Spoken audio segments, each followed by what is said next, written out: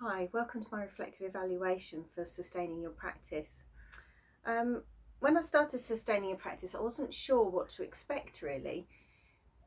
The course itself looked at first glance more about advertising your practice, setting up your website, your Instagram, your Facebook, that kind of thing. And I thought, yeah, that's fine, I can do that, no problem. I've already got quite a good online presence, everything was up and running. So I thought, yeah, this should be quite a good end to the degree, quite an easy job in a way. Wrong. It's so much more than that. Yes, there is a lot of looking at your online presence and networking and making contact with other artists, things like that. But there's also quite a deep reflection in how you actually work, what you actually want your practice to be moving forward. Things like looking at your tools, how you use them. For example, I found when I started to examine what tools I actually use my hands far more than any other tools really.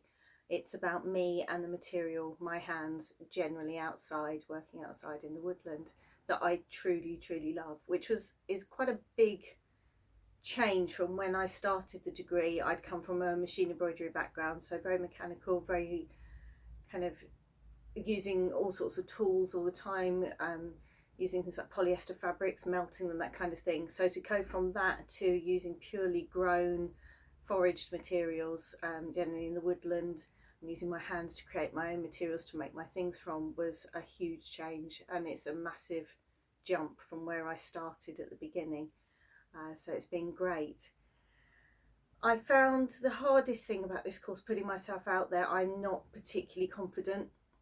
I don't like being in the limelight, I really don't. So pushing yourself, making those contacts with other artists, exhibiting, kind of really pushing yourself was a real struggle for me to begin with.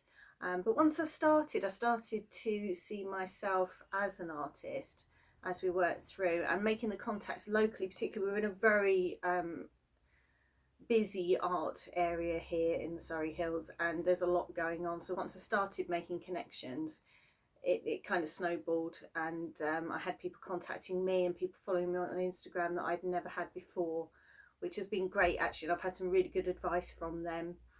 Linking up with the Surrey Artists Open Studios group, which I'm going to be exhibiting in June, which is frankly terrifying, but also very exciting. I'm really looking forward to that. I've managed to get myself in at Bertley Woodland Art Space, which is the perfect setting for my work. There's all sorts of artists there, so we've got things like hedges and hurdle makers, there's hazel weavers, there's pyrography using wood, there's all sorts of very natural crafts going on there, based very much as I am in traditional crafts, but bringing them forward into the future and moving forward. So that's amazing, and I can't wait for that. Hurdles, there was quite a few, as well as putting myself out there in the first place. At the start of the course, we still had the pandemic going on. It was just sort of kind of fizzling out, but there was still a lot of uncertainty over exhibiting. Going to exhibitions was more or less impossible. Visiting museums was very difficult. A lot of us obviously didn't want to get onto public transport, so getting into London, for example, from here was made a lot more difficult. So at the start, it was still quite tricky, just as it had been for my previous couple of modules. But actually, towards the end, it did start to ease up. So I did manage to get out, and obviously managed to hold my exhibition at the end, which has been fab. It's been really, really good. So that was a bit of a hurdle. What have I learnt? Probably that I can hold my own, and that my work is valuable. It is interesting, and it is very important now that we start looking at different uses for materials and different ways of using them, and perhaps indeed looking back is the way forward. That's something I've been looking at right the way through. The most fun thing to do as part of this project was researching my ancestry, my grandmother's. That was great. Speaking to my grandmother, who's still with us, she's 89 now. Getting her involved, getting her to get her photos out and tell me more about my great grandmother, my great great grandmother. Although I did know them, obviously I was very young when they were around, so it was really nice to get her look on it, and it was a great chance for her to go through everything. It also came with quite a responsibility There was some things that she didn't particularly want to talk about. There's some things I found I had to check whether it was okay to pass on those stories to my audience. She was totally okay with that, so that was great. But it is quite a responsibility when you start telling stories that close to home, I think.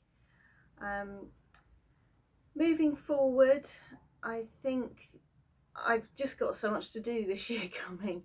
I've managed, through doing this course and working with the children at the school, I've managed to secure myself a job teaching A-level textiles from September, which is amazing. The school haven't done textiles for about 6 years now, so that's very exciting. We've got most of the room set up. That will become my studio as well. I can work from there, which means that this little cubby hole won't be used so much. I'll probably just keep a few bits and bobs here, but I will have a huge studio space to work in, which is just so exciting.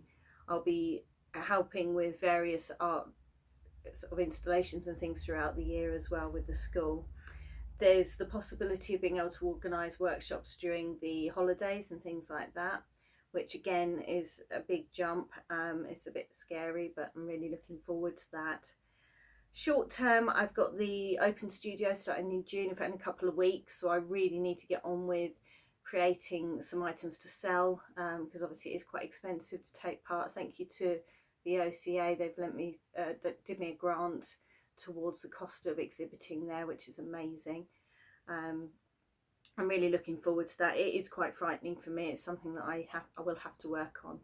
But I think probably the biggest thing I've got from this is that this course isn't just about putting your work out there and kind of promoting your work, but also pushing yourself out there and pushing yourself and accepting yourself as an artist rather than just a student. And I think that's the most important thing I will take from it. My work does stand up and it is important and it does fit in the local and national, probably international scheme of things as well.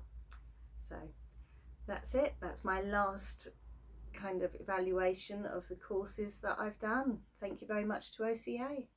I look forward to the graduation ceremony.